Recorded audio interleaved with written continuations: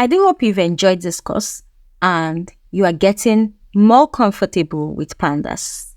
In the last module, we will talk about how you can join and merge datasets. Suppose you have two different CSV files that you would like to merge. You can actually read each of those files into a data frame using Pandas, and then you merge it with Pandas and then save it back as one file. Remember, as I mentioned earlier in previous modules, there are ways you can save a data frame as CSV, Excel sheet, an SQL table, and so on. I am showing you two examples of two data frames that I have created as dictionaries, and this should not be new to you.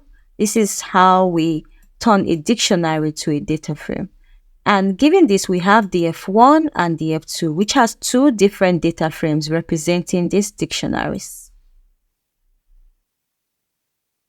There are different kinds of join that we can do in Pandas, just like the way we have different kinds of join in SQL, like inner join, outer join, left outer join, and so on. We have different types of join, and I have shown you how you can join with the inner.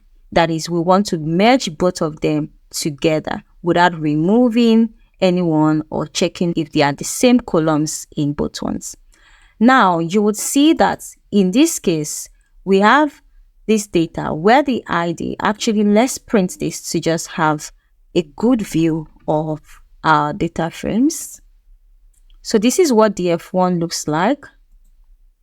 And this is what DF2 looks like. As you can see, which of the IDs are common? Well, when we check DF1, we can see that the ID here, there's an ID2 here, right? And here there is an ID2 as well with another grade value, right?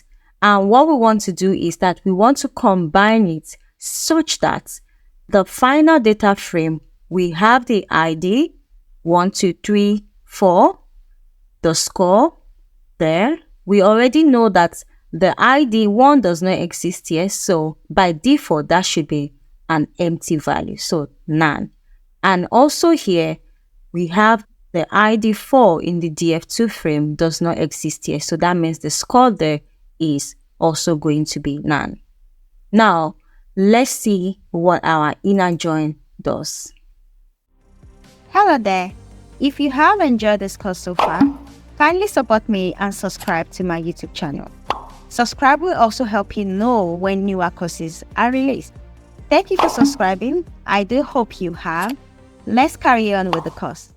As we would see, the inner join gets rid of those values that does not exist instead of putting the none value. This is how the inner join works, just like it works in the SQL. But in case you are not familiar with SQL, what the inner join does is to discard those IDs that do not exist in both tables. Let's see what the left join does for us. In the left join, as you would see here, it has only picked, because this is the one on the left side. The data frame here is the left, the data frame here is the right.